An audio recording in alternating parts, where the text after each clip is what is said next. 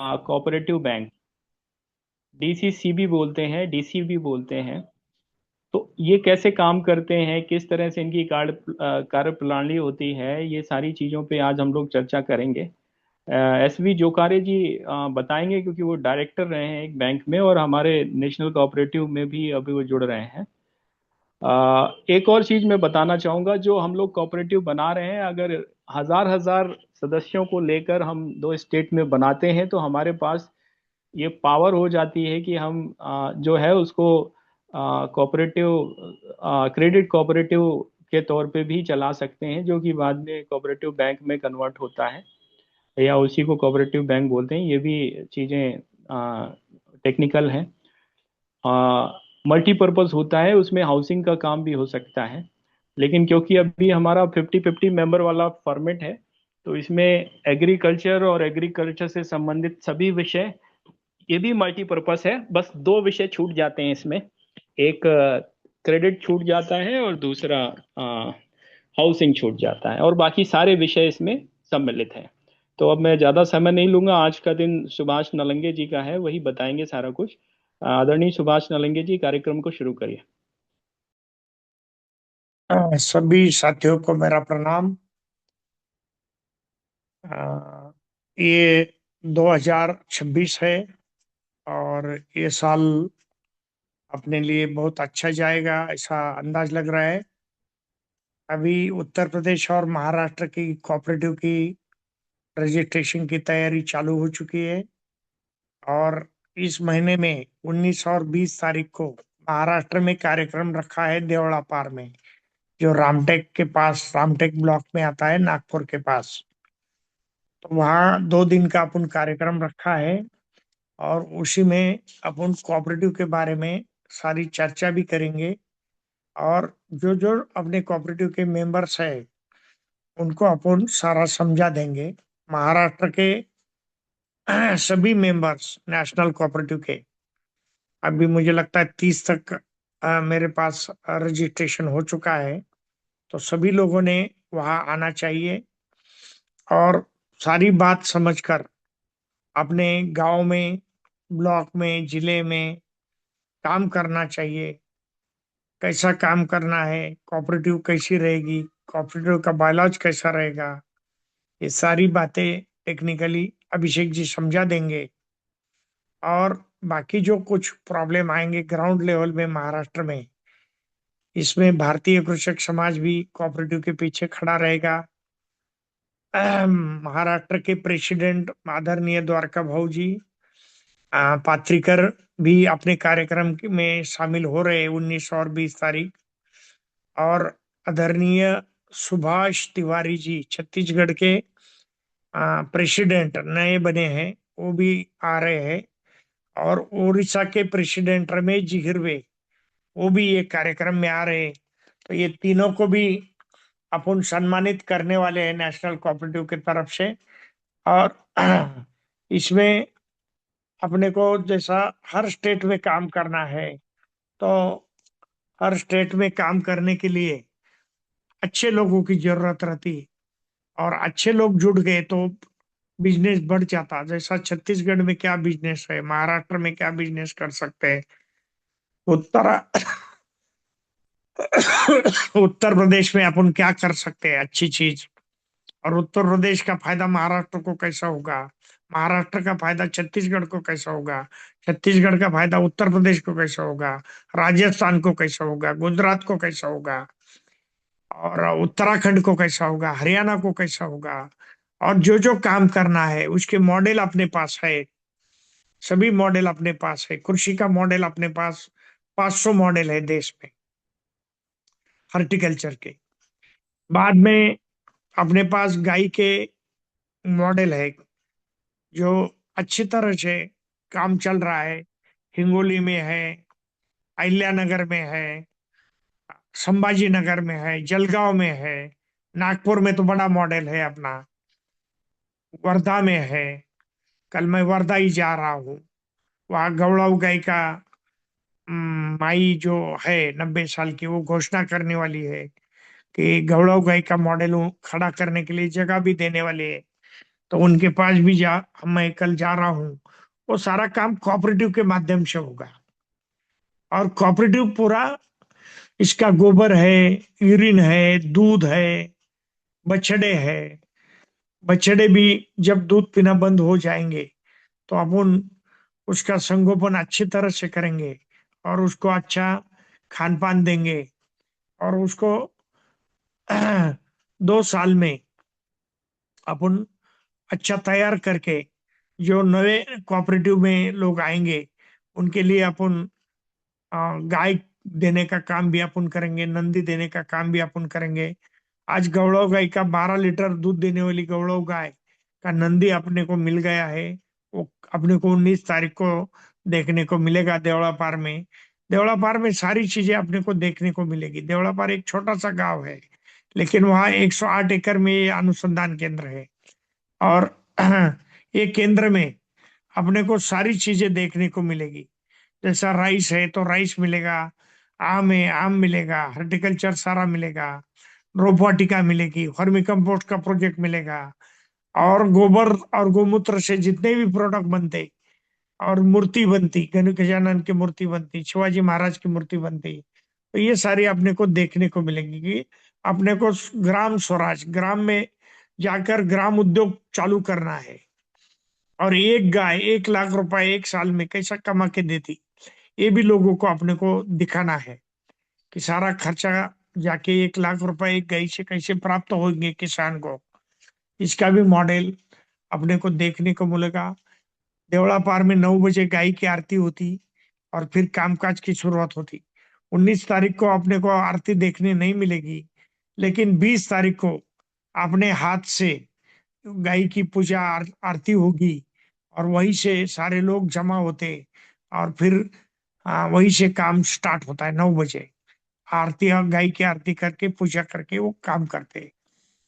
गए बार मेरे हाथ से वो गाय की मैंने पूजा की थी।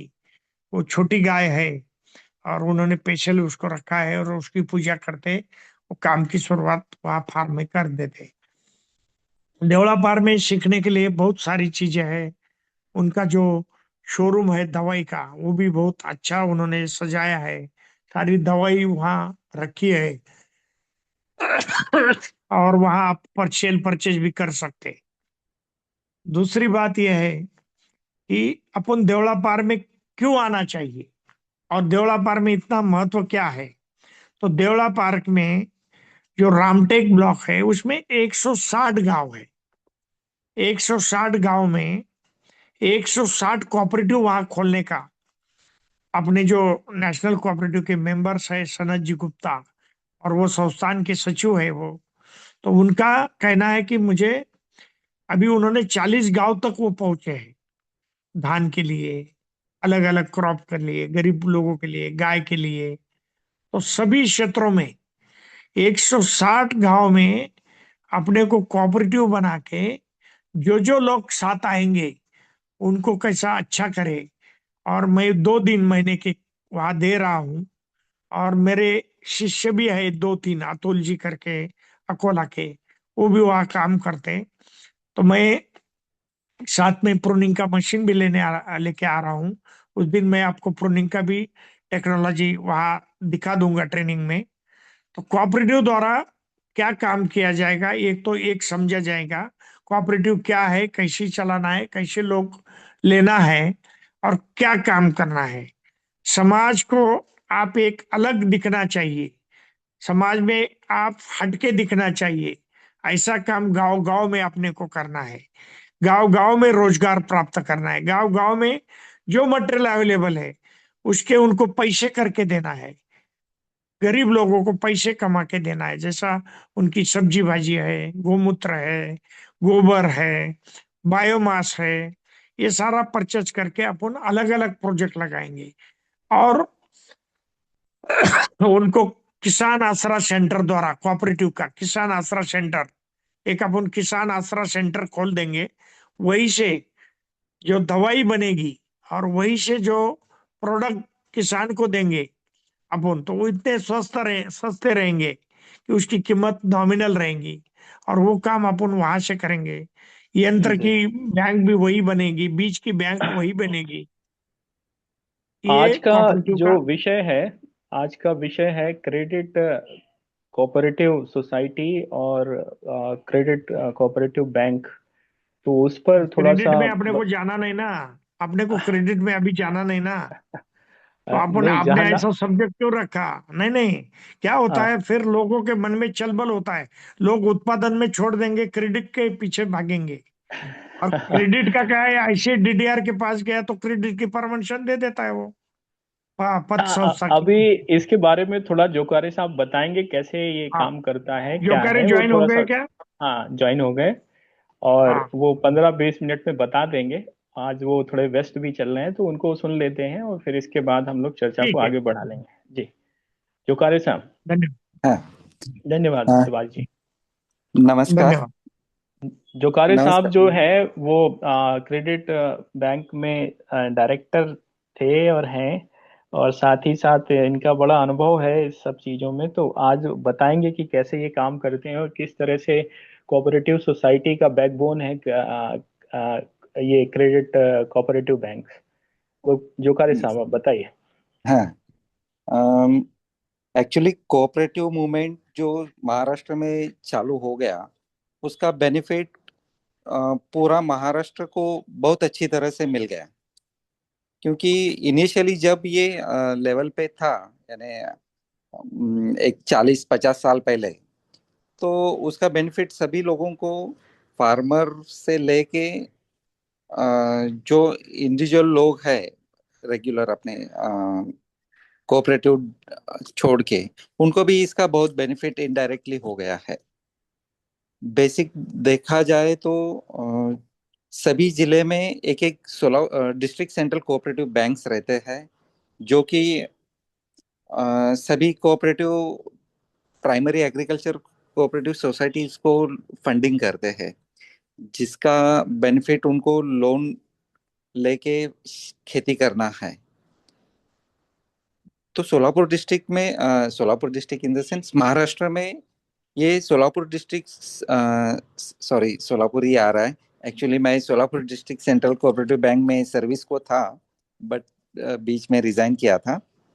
जो जो भी डिस्ट्रिक्ट सेंट्रल कोऑपरेटिव बैंक है महाराष्ट्र में, उनका नेटवर्क ये पैक्स थ्रू बहुत अच्छी तरह फैला हुआ था। बट थोड़े जो करप्ट लोग आते हैं, सभी फील्ड में रहते हैं, तो उसकी वजह से ये पिछले एक 10 साल में डिस्ट्रिक्ट सेंट्रल कोऑपरेटिव बैंक का थोड़ा डी डिवर्ट हो डाइवर्ट नुकसान हुआ है। बट देखा जाए तो एग्रीकल्चरिस्ट को फंडिंग होने के वजह से जितना डेवलपमेंट फार्मर का हुआ है, उतना ही डेवलपमेंट ये कोऑपरेटिव शुगर फैक्ट्रीज हमारे सोलापुर डिस्ट्रिक्ट में अभी 40 फैक्ट्रीज है, शुगर फैक्ट्रीज, जो कि इतना बेनिफिट फार्मर को देता है। फार्मर को बेनिफिट मॉनिटरी होता है, तो वो उसका पैसा पूरा उस गांव में जाता है, उसके अकॉर्डिंग सिटी में तालुका लेवल पे आता है, डिस्ट्रिक्ट लेवल पे आता है। तो ओवरऑल ग्रोथ जो है कोऑपरेटिव मूवमेंट का बहुत अच्छी तरह से हुआ है सोलापुर महाराष्ट्र में। उसी के वजह से शुगर फैक्ट्रीज डेवलप हुए हैं।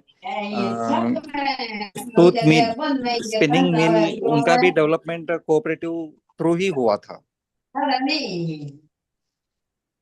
तो और उसके साथ साथ कोऑपरेटिव बैंक्स जो अर्बन बैंक्स हुए हैं सभी डिस्ट्रिक्ट में महाराष्ट्र में, तो उनका डेवलपमेंट कोऑपरेटिव में ज्यादा हुआ है, यानी कोऑपरेटिव अर्बन बैंक्स ज्यादा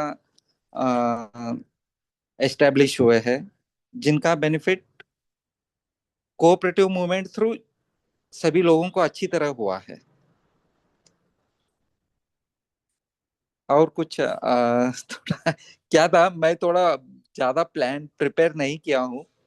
अ, इसके थोड़ा डिस्कस कर लेंगे सर, बात। जी जी। हाँ इसमें कुछ कई सारे प्रश्न भी आएंगे। पहला प्रश्न मैं ही उठाता हूँ कि जो हाँ। पैक्स होती हैं उनको ये जो डिस्ट्रिक्ट कोऑपरेटिव बैंक होते हैं, ये फंडिंग किस प्रोसीजर में करते हैं, क्या प्रोसेस है, किस तरह से करते हैं? पैक्स के ही सभी फार्मर लोग मेंबर्स रहते हैं। हम्म। तो पैक्स का एक सेक्रेटरी और कोऑपरेटिव बॉडी रहता है। अभी मान लीजिए हमारा मेरा गांव कंदल गांव है, एक साउथ सोलापुर डिस्ट्रिक्ट तालुका में। उस गांव में एक पैक्स रहता है, कंदलगांव विविध कार्यकारी सेवा सोसाइटी, प्राइमरी हम्म। एग्रीकल्चर कोऑपरेटिव क्रेडिट सोसाइटी, कंदलगांव का। तो उसका चेयरमैन और सभी डायरेक्टर बॉडीज रहता है, उसका सेक्रेटरी रहता है। तो वो सेक्रेटरी और Solapur district central cooperative bank का बैंक इंस्पेक्टर रहता है, जो एग्रीकल्चर का फंडिंग लोन देता रहता है। जो फार्म पे जाके फार्म में क्या लगाया है फार्मर ने, उसके अकॉर्डिंग उसको लोन देता है। यानी लोन डायरेक्ट फार्मर को नहीं देता है, वो प्राइमरी एग्रीकल्चर क्रेडिट को सोसाइटी को district central cooperative bank loan देता है, वहां से उनको जाता है फार्मर को। मान लीजिए अगर 1 एकड़ गन्ना है, तो उसका एक 35,000 कैलकुलेटिव अमाउंट रहता है, तो वो देते हैं। सभी सभी क्रॉप का अलग अलग कैलकुलेशन है। तो डिस्ट्रिक्ट जी। Central cooperative bank primary agriculture society को देता है, और प्राइमरी एग्रीकल्चर सोसाइटी फार्मर को देता है। अच्छा, तो ये हाँ, होता है वो कोऑपरेटिव बैंक से कोऑपरेटिव सोसाइटी को, और कोऑपरेटिव सोसाइटी से कॉपरेट फार्मर को। फार्मर को, हाँ, इस तरह से ये चलता है। हम्म। रेट ऑफ और इंटरेस्ट। जी।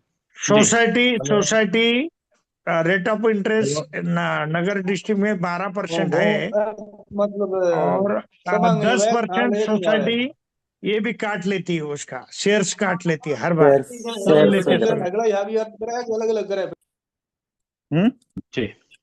तो ये जो रेट ऑफ इंटरेस्ट है, अब जैसे अभी हम लोग ये मल्टी स्टेट कोऑपरेटिव बना रहे हैं और हमारे साथ कोऑपरेटिव जुड़ेंगी, तो क्या प्रक्रिया हो कि हम इस रेट ऑफ इंटरेस्ट को कम से कम कर सकें और चीज़ों को हम उस स्तर पर ले आएं कि जो 5 से 6% का रोट है, जिसमें कि एक तो फंडिंग का वो चैनल है जो कि दूसरे, मतलब हमारे वो लोग हैं जो कि फंडिंग करते हैं 2 से 3 4% पे, 5% पे इम्पैक्ट फंडिंग बोलते हैं।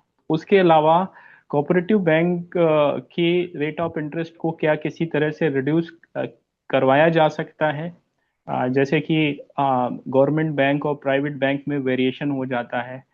गवर्नमेंट बैंक 9% पे भी दे देते हैं हाउसिंग लोन, और प्राइवेट बैंक 12% पे देते हैं। तो ये क्या कुछ ऐसे ही होता है कि अलग अलग जिले में अलग अलग होगा, या फिर ये सब स्टैंडर्ड है हर जगह?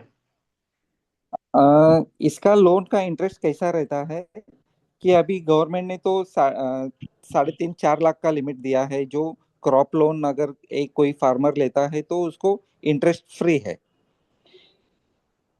अगर मैं मेरे कंदलगांव पैक्स से लोन लेता हूँ 3 लाख का क्रॉप लोन, तो मेरा हम्म। इंटरेस्ट पूरा 3 लाख का गवर्नमेंट भर देता है। हम्म। उसका इंटरेस्ट सबवेंशन बैंक को हम्म। आ जाता है, मुझे इंटरेस्ट चार्ज हम्म। नहीं होता है। अच्छा। उसके ऊपर जो इंटरेस्ट रेट है, हम्म। वो सभी टर्म लोन का अलग रहेगा, क्रॉप लोन का अलग रहेगा, ऐसे डिवाइड हो जाएगा पूरा। जी। तो हाँ। मतलब और ये जो क्या होता है, मान लीजिए हाँ। District central cooperative bank PACS को 6% रेट ऑफ इंटरेस्ट लगाता है, और पैक्स जो फार्मर को लगाएगा वो 1 2 टका ज्यादा लगाएगा। अच्छा। हाँ। ठीक। तो ये जो इंटरेस्ट हॉलीडे मिलता है, इंटरेस्ट फ्री कर दिया जाता है, ये भी स्कीम वाया पैक्स ही मिलती है? हाँ, पैक्स थ्रू ही मिलता है। हाँ, तो हाँ मतलब पैक्स के ये फायदे हैं कि वो इसके मतलब तहत ये कर सकते हैं। हाँ, पैक्स आ, प्राइमरी एग्रीकल्चर क्रेडिट सोसाइटी का फायदा है अच्छा। बट हम्म, अभी क्या हुआ, अभी हमारे मेरा जो Solapur district central cooperative bank है, वो अच्छी तरह नहीं चलाया बोल के गवर्नमेंट का ऑफिसर उसमें अलोकेट कर दिया। हम्म, वो रिसीवर अलॉट कर दिया। और अच्छा अच्छा अच्छा। हाँ, और 2 साल पहले क्या किया हम्म, कि अभी डायरेक्ट फार्मर को ही लोन दे रहे हैं। अच्छा, डायरेक्ट उसी को दे रहे हैं। हाँ, जो तो इसे बैंक नेशनलाइज बैंक बैंक का रोल देता है, खत्म कर दिया गया। वो थोड़ा बैंक ये क्या है, सभी हम्म, पॉलिटिक्स इसमें बहुत है ना।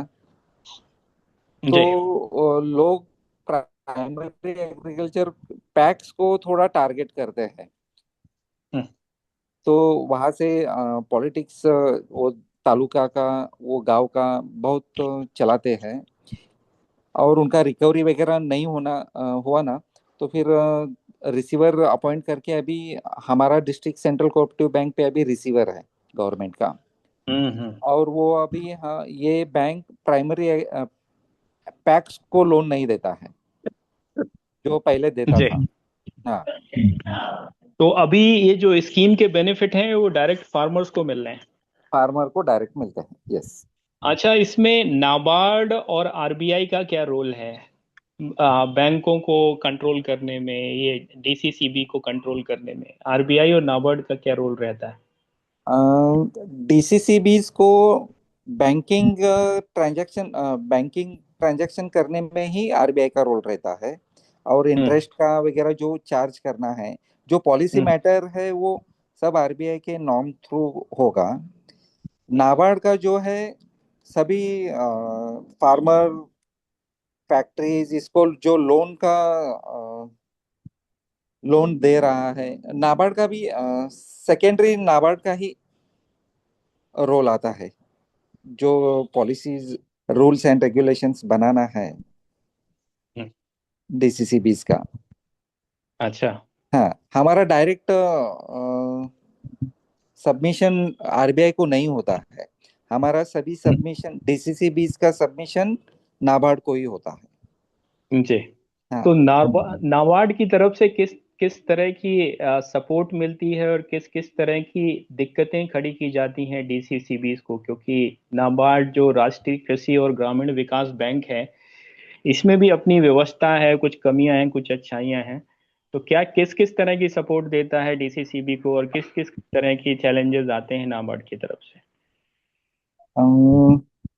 मोस्टली ऐसा हमारे यहाँ तो कुछ ऐसे डिस्टरबेंस नहीं हुआ था, नहीं तो हम्म कुछ रुक हम्म तो जी नाबार्ड फंडिंग करता है, पूरा ब्याज पे पैसा देता है डीसीबी को, मतलब पूरे मतलब प्रदेश लेवल पे हम्म, ज्यादा मद में पैसा देता है, 1% 2% ब्याज पे देता है, और फिर डीसीबी उसको अपने नीचे वाले को अपने काम में लगाती है और उसको ब्याज कमाती है, उससे कमा के नाबार्ड को वापस करती है। हाँ तो नाबार्ड को कमाने का मतलब ग्रामीण बैंक और डीसीबी बैंक जो है नाबार्ड कमाने का जरिया है।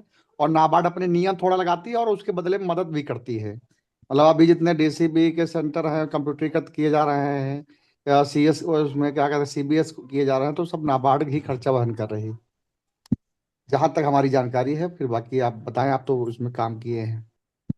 हाँ, जैसा मैं तो हम्म, जी।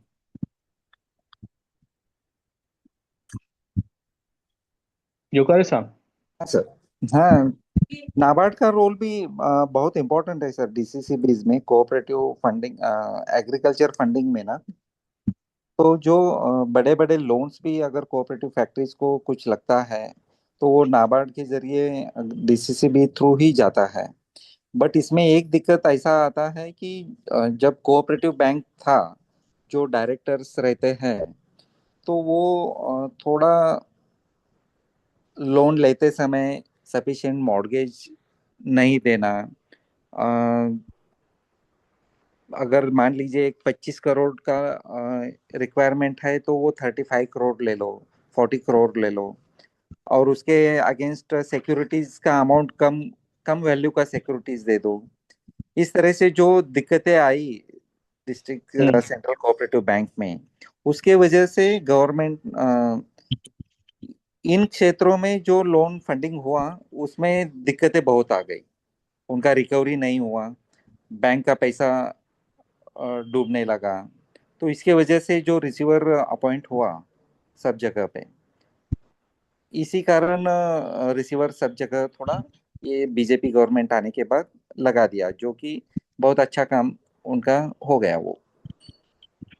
ये कहीं ना कहीं आपको ऐसा नहीं लगता कि पॉलिटिकल फंडिंग को ब्लॉक करने के लिए भी एक एज ए टूल इस्तेमाल किया जा सकता है रिसीवर को?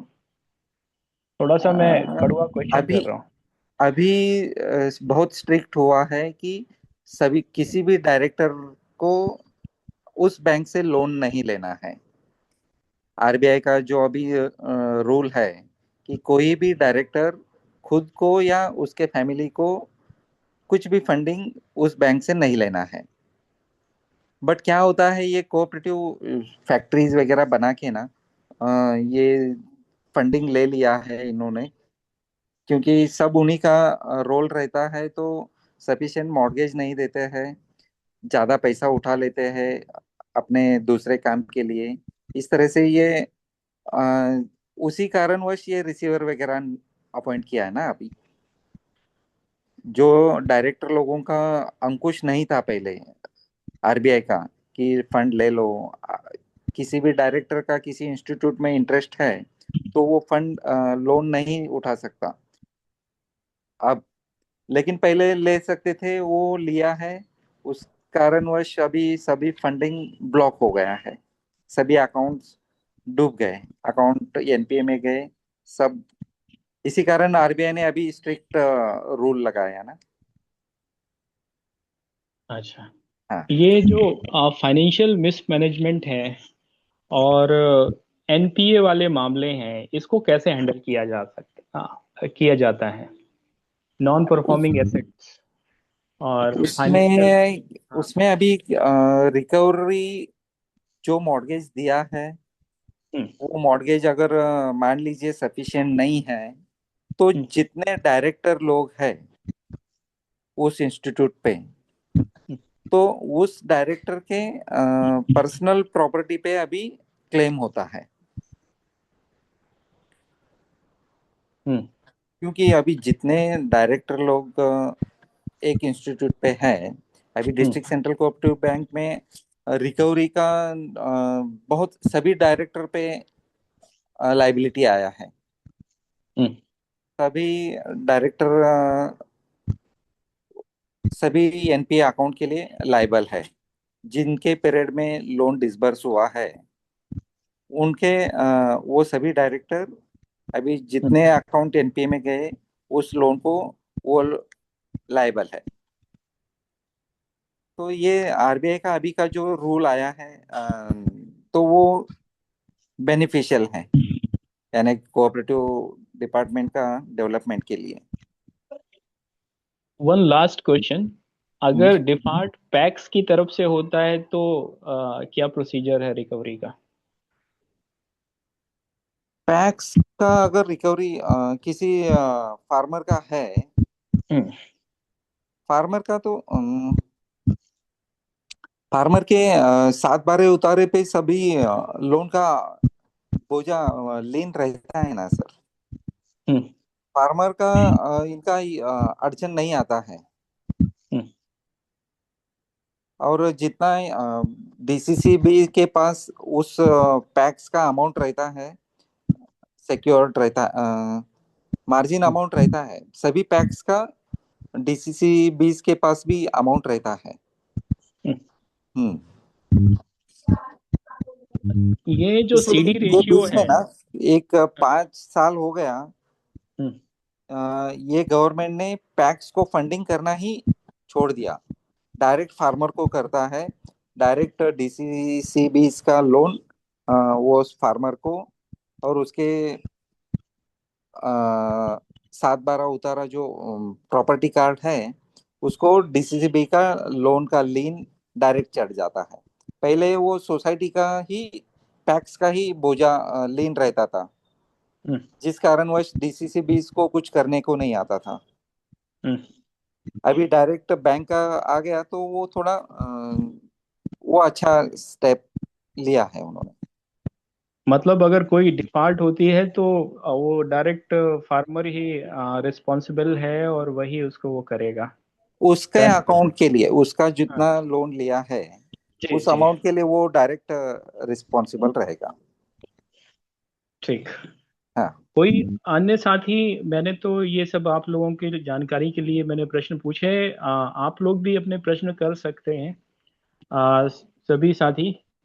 क्योंकि ये जब हम लोग काम करने जा रहे हैं तो ये फाइनेंशियल पार्ट पे डिस्कशन होना बहुत जरूरी है। ब्रिगेडियर साहब, धनंजय जी, देवदत्त जी, दीपक जी, अनिल राठी जी।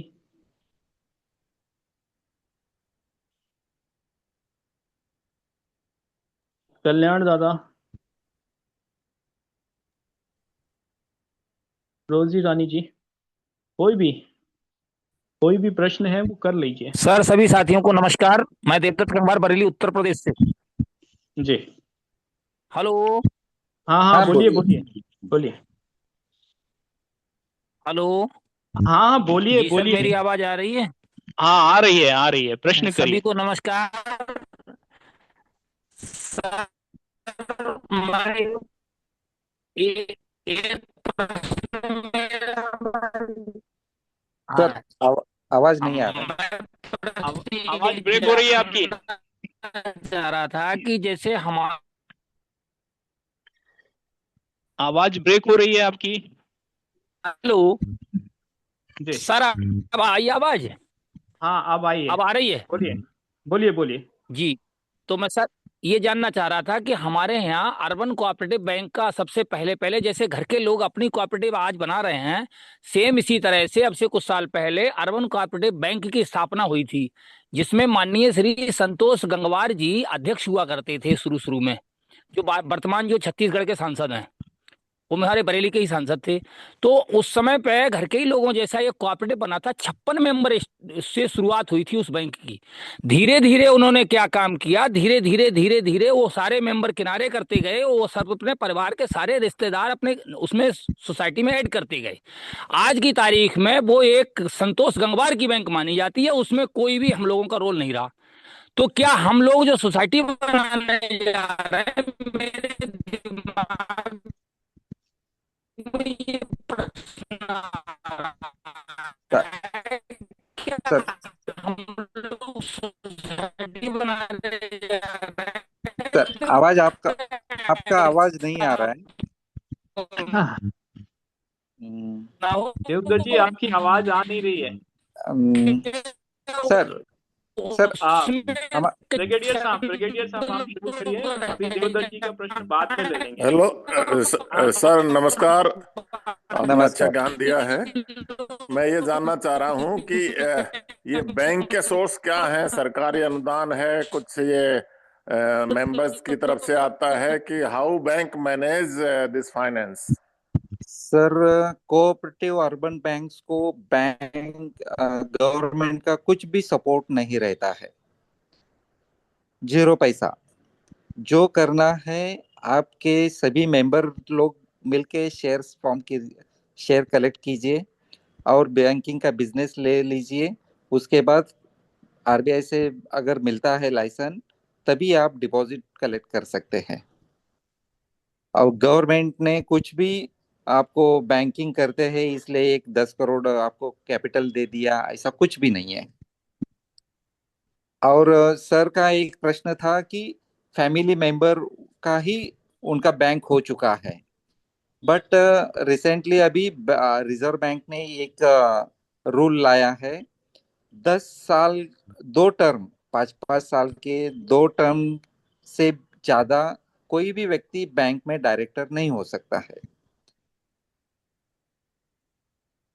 हेलो। जी हाँ। जी जी, हाँ आवाज आ रही है आपकी। अभी, हाँ अभी किसी भी व्यक्ति को, किसी भी मेंबर को बैंक का अगर डायरेक्टर होना है तो वो सिर्फ और सिर्फ 10 साल के लिए ही हो सकता है, मैक्स टू मैक्स, या 2 टर्म ही हो सकता है।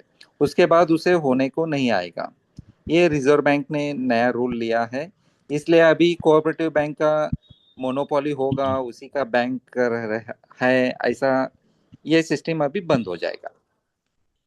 तो डायरेक्टर्स वगैरह की पे स्केल है या ये किस तरह काम करते हैं?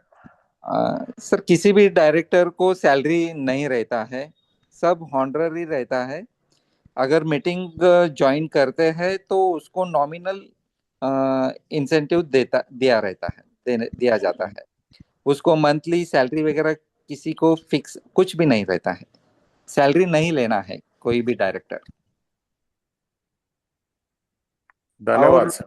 हाँ, और मान लीजिए मेरे ये टर्म में अगर एक 50 करोड़ का मैंने लोन सैंक्शन किया है, और ये लोन अगर डिफॉल्ट होता है आगे, तो जिस टर्म में ये लोन सैंक्शन हुआ है उस वक्त जो भी डायरेक्टर है उन सभी डायरेक्टर वो लोन को लायबल रहते हैं।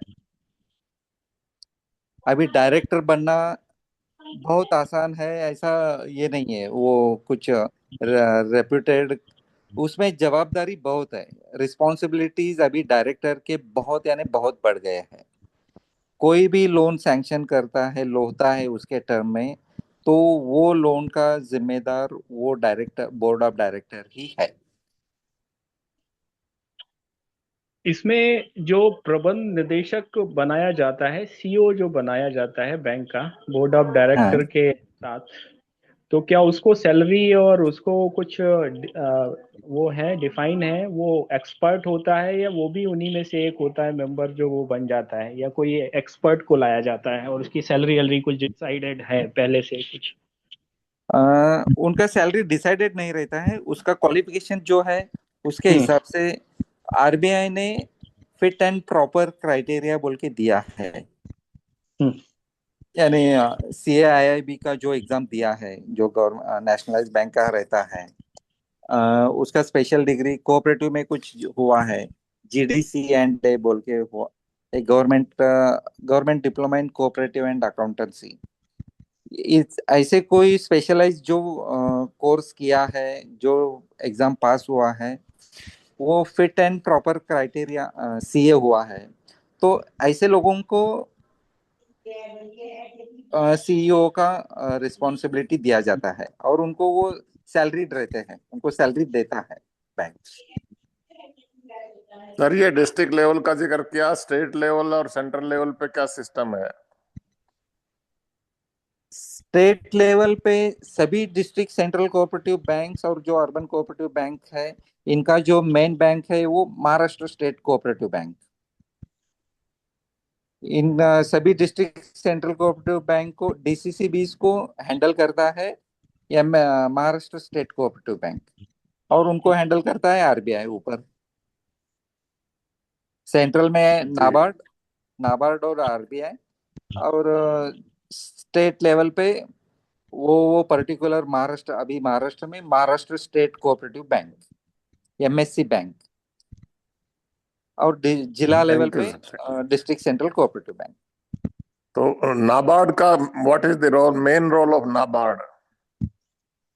नाबार्ड तो सभी बैंक, नेशनलाइज बैंक और डिस्ट्रिक्ट सेंट्रल कोऑपरेटिव बैंक का एग्रीकल्चर सेक्टर में वही बैंक है ना मेन, नाबार्ड तो उसी जी के जी। निर्देशानुसार सभी सेक्टर वाइज फंडिंग होता है, लोन का वगैरह डिस्ट्रीब्यूशन सब वही रहता है।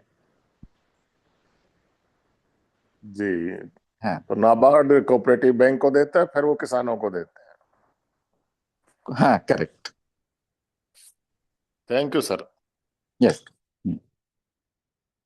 इसमें एक और प्रश्न है, जो इसमें कैपिटल आती है उसमें एक तो सोर्स है नाबार्ड, दूसरा है जो वहां पे लोग पैसा जमा कर रहे हैं, तीसरा शेयर कैपिटल होती है जो उसके मेंबर होते हैं, बैंक के मेंबर होते हैं। राज्य सरकार से, केंद्र सरकार से भी पैसा मिलता है क्या? सर कोऑपरेटिव सेक्टर में पहला कैपिटल आता है शेयर कैपिटल। जी। जो इनिशियल जो फाउंडर मेंबर्स रहते हैं वो अपना शेयर कैपिटल जमा करते हैं। हम्म। उसके बाद ही बैंक कोऑपरेटिव डिपार्टमेंट को एप्लीकेशन करना रहता है कि हम बैंक फॉर्म करने वाले हैं, आप परमिशन दे दीजिए। अर्बन हम्म। कोऑपरेटिव बैंक अगर फॉर्म करना है तो डायरेक्ट आरबीआई को एप्लीकेशन नहीं जाता है, पहले महाराष्ट्र स्टेट गवर्नमेंट को एप्लीकेशन करना है, स्टेट कोऑपरेटिव डिपार्टमेंट। तो वो अगर सोसाइटी फॉर्म करने को देता है तो उसके बाद रिजर्व बैंक को एप्लीकेशन करना है। हम्म। पहले शेयर कैपिटल कलेक्ट होगा, वो सभी शेयर कैपिटल डीसीसी बैंक में जमा होगा। उसके बाद आरबीआई को एप्लीकेशन देना है कि हम बैंकिंग ट्रांजैक्शन करने वाले हैं, आप हमें परमिशन दीजिए। जब परमिशन आता है तो बैंक फॉर्म होता है और उसके बाद ही डिपॉजिट कलेक्ट करना है। और जितना अपना शेयर कैपिटल है और कितना अपना डिपॉजिट है उसके अनुसार ही लोन डिस्ट्रीब्यूट कर सकते हैं। तो इसमें जो कंट्रीब्यूशन है वो नाबार्ड देता है, नाबार्ड भी लोन के तौर नहीं पे नहीं देता है? नहीं नहीं नहीं देता? नहीं नहीं नहीं, नहीं देता? कोई भी नहीं देता है। आ, बाद में या पहले कभी नहीं देता है नहीं, नाबार्ड? नाबार्ड डीसीसी भी? कोऑपरेटिव बैंक फॉर्म करने, डीसीसी बीज फॉर्म, को फंडिंग फॉर्म, हाँ फॉर्म फॉर्म होने के नहीं बाद होता है, करेगा। डीसीसी बीज को होता है, अर्बन हाँ डीसीसी कोऑपरेटिव बीस की, बैंक या हाँ मैं सोसाइटीज को नहीं डीसीसी होता। बीस की बात कर रहा हूँ, यहाँ विषय डीसीसी हाँ हाँ बीस हाँ। ही है। ओके। तो नाबार्ड देता है उनको। हाँ। स्टेट गवर्नमेंट और सेंट्रल गवर्नमेंट की तरफ से किसी तरह का फाइनेंशियल सपोर्ट आता है? क्योंकि एक नहीं ये बहुत बड़ा इशू है इस तरह के बैंकों के साथ, उनके पास कई बार फाइनेंशियल क्राइसिस होती है, पैसा नहीं होता है।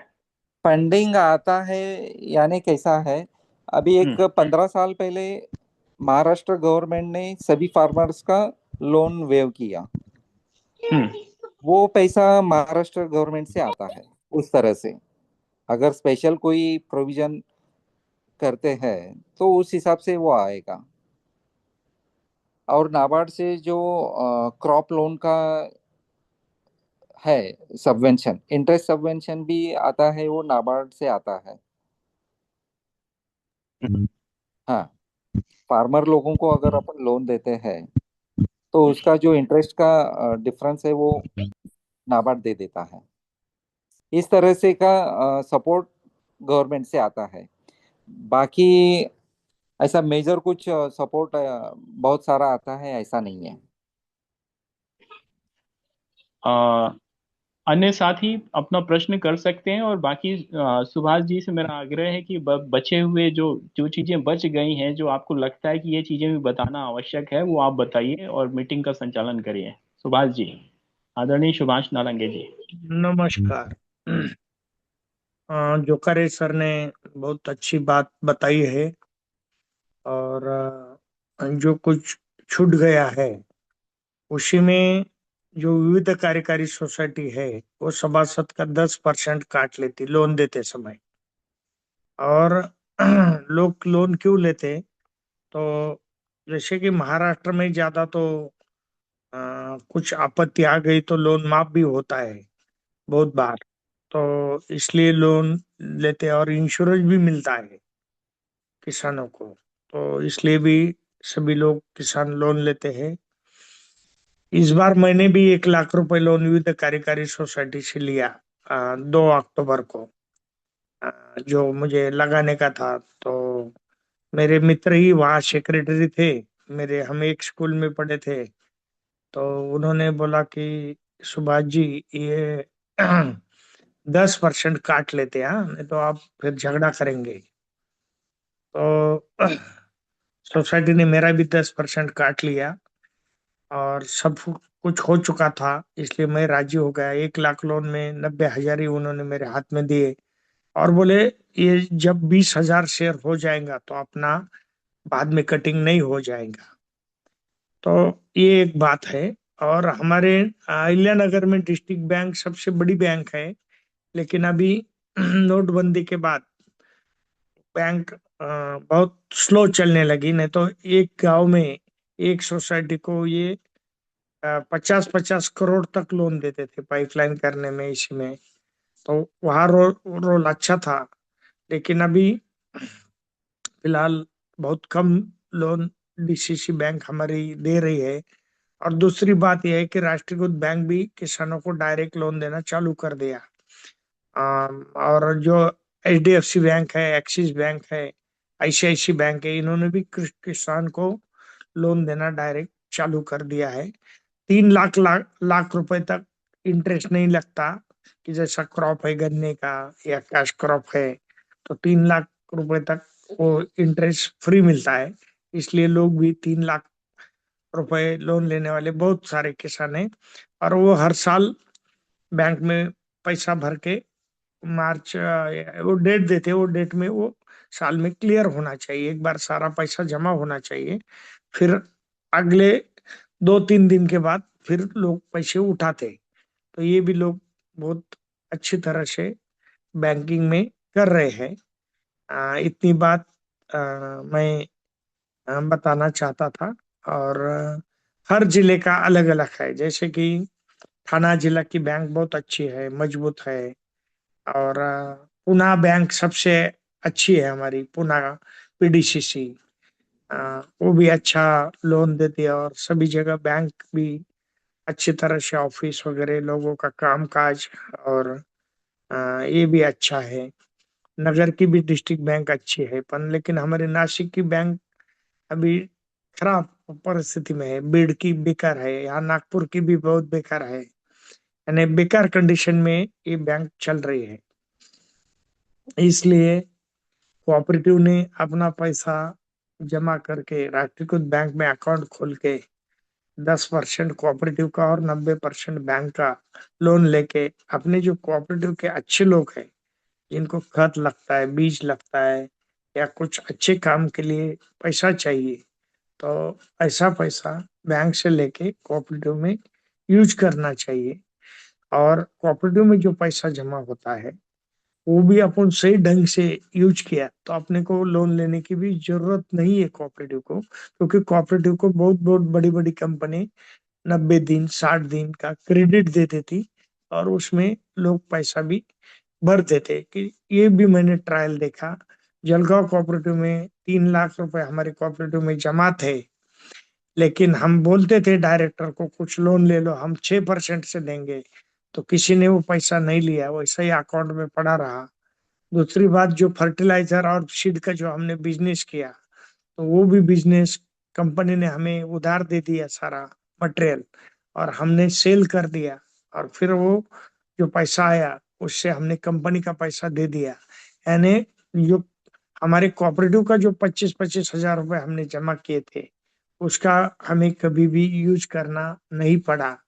अभी कोऑपरेटिव के पास 4 लाख रुपए हो गए, 1 लाख रुपए कोऑपरेटिव में नफा कमाया। और हमारा रजिस्ट्रेशन भी बाकी है।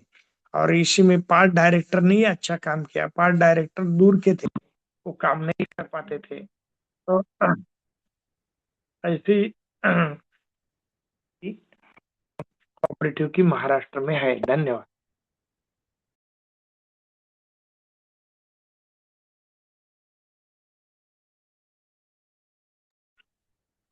अभिषेक जी।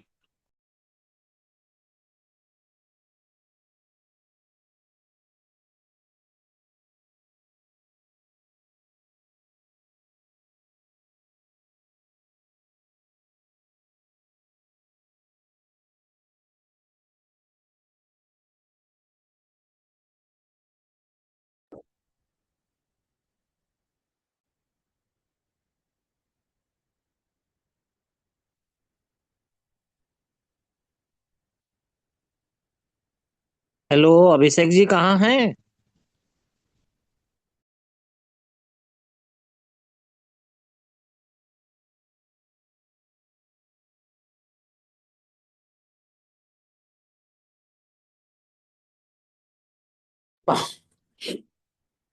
हम्म, जोकाड़े सर। हेलो। हाँ बोला ना, बोलिए। हाँ, मैं जोकाड़े सर ये जानना चाह रहा था कि हम्म वर्तमान में जो कोऑपरेटिव का हर एस्पेक्ट आपने बताया, जो हम्म ब्रीफ किया, हम्म और बाकी चीज हमारे सुभाष नलांगे सर ने भी बताया, हम्म तो ओवरऑल अगर देखा जाए तो एक उसका जो एक विश्वसनीयता है, जो क्रेडिबिलिटी हम्म है, और जो हम्म फ्यूचर में जो उसका सिनेरियो है, तो उसके ऊपर में ओवरऑल आपका एक्सपीरियंस क्या है, सो बताइए। कोऑपरेटिव मूवमेंट से ही डेवलपमेंट होगा सर। जी। जो अपन साथ में आके काम किया तो ही डेवलपमेंट है, नहीं तो सिंगल सिंगल इंडिविजुअल ये कोई सक्सेस नहीं हो जाएगा। फ्यूचर में इतना सब मिलके आए एक साथ, तभी उसका बेनिफिट है कोऑपरेटिव का। और कोऑपरेटिव के जरिए ही अ, एक साथ आ सकते हैं। सर, ये बात तो आपने बहुत अच्छी बताई, लेकिन हम्म सवाल ये उठता है कि जो कोऑपरेटिव का जो संरचना का जो आइडियोलॉजी है, हम्म वो है जब आप सहकारिता करेंगे, यानी एक साथ ज्वाइंट होंगे, तभी आपकी विश्वसनीयता बनेगी और तभी उसी आधार पर आपको लोन मिलेगा। तो वैसी स्थिति में किसान पर्टिकुलर इंडिविजुअल को लोन नहीं दिए जाने का प्रावधान था, लेकिन अब जो सरकार इंडिविजुअल किसान को जो देने लगी है, तो इसका मतलब वो तो कोऑपरेटिव की जो आइडियोलॉजी है उसको उसने खत्म कर दिया, अपने ही बनाए हम्म, प्रिंसिपल को अवॉइड कर रहा है, इसका मतलब सरकार, ये मेरा तात्पर्य है। तो ये सरकार ऐसा का है डबल स्टैंडर्ड कोऑपरेटिव का कोऑपरेटिव का सही इस्तेमाल अगर करते हैं। हाँ। मान लीजिए मैं डायरेक्टर हूँ और मैं मेरे ही फर्म को पैसा लिया, लोन लिया, मेरे ही रिलेटिव्स में पैसा लिया, तो जो हम्म। मेंबर है वो आवाज उठाना चाहिए, बाकी हम्म। के डायरेक्टर लोग उसको रोकना चाहिए। तभी ये कोऑपरेटिव मूवमेंट का जो उद्देश्य है वो हो जाएगा। हम्म। मान लीजिए मैं डायरेक्टर हूँ, मैं लोन ले रहा हूँ, बाकी का डायरेक्टर उसे सपोर्ट कर रहा है। मेंबर हम्म। को भी मालूम रहता है, क्योंकि जनरल बॉडी मीटिंग में सभी डायरेक्टर लोगों का काउंट कितना लोन लिया है ये डिक्लेयर करने का रहता है। अगर उस वक्त किसी भी मेंबर ने उसको अपोज नहीं किया तो ये मूवमेंट खत्म होगा ना। हम्म। कोऑपरेटिव में सभी मेंबर मस्ट है पार्टिसिपेट होना। हम्म। हम्म इसलिए अगर सब लोग जो गलत है उसको गलत बोलेगा तभी मूवमेंट ये आगे बढ़ जाएगा। और फिर ये डायरेक्टर्स का रोल क्या क्या होगा? अभी रूल का sir what banking is the role and responsibility of directors? Hmm role and responsibilities क्या होगा डायरेक्टर्स का रिस्पॉन्स कोऑपरेटिव? रिस्पॉन्सिबिलिटी यानी ये तो कोऑपरेटिव जो बायलॉज है उस अकॉर्डिंग ही अपना बैंकिंग ट्रांजैक्शन हो रहा है कि नहीं ये सुपरवाइज करना है। हम्म। और लाइबिलिटी यानी लाइबिलिटी तो पूरा लाइबिलिटी डायरेक्टर का ही है। हम्म। जो लोन है पास हो रहा है उसका पूरा स्टडी करके ही लोन सैंक्शन करना है। किसी हम्म। डायरेक्टर ने एक गलत लोन प्रपोजल दिया है, अगर उसका दूसरे डायरेक्टर को मालूम है तो वो उसको अपोज करना ही है। और अगर वो अपोज करता है और मिनट्स ऑफ मीटिंग में वो उसका रिकॉर्ड होता है तो ठीक है, वो अच्छा है। वो डायरेक्टर ने अपोज किया है, अगर वो डिफॉल्ट आगे होता है तो उसका रिस्पॉन्सिबिलिटी उस डायरेक्टर पे नहीं है, वो रिकॉर्ड पे आना चाहिए। और अगर सीएमडी जो है वो डार्क में रख करके और लोन ले ले, दूसरे सदस्य को पता ना हो, फिर क्या होगा? नहीं, लोन तो sanction board of director board में ही मंजूर होगा ना। अच्छा। हाँ, यानी जो एक यानी एक सारे लोन। डायरेक्टर्स का सिग्नेचर होना जरूरी है? नहीं, अभी आरबीआई ने ना इतना डिटेल किया है कि एक board of management out of director बाहर के हम्म। एक्सपर्ट भी as a board of management बोल के फॉर्म करना है सभी बैंक में। हम्म। जो बाहर के लोग रहते हैं, चार्टर्ड अकाउंटेंट रहेगा, एडवोकेट रहेगा, उनके मीटिंग में वो फाइल जाएगा पहले, उनका डिस्कशन होगा, फिर उसके बाद लोन बोर्ड ऑफ डायरेक्टर के मीटिंग में आएगा, तभी वो हम्म। लोन फाइनल होगा। सर कानून तो बना हुआ है, लेकिन प्रैक्टिकल इम्प्लीमेंटेशन जो है क्या वास्तव में उस रूप में होता है क्या?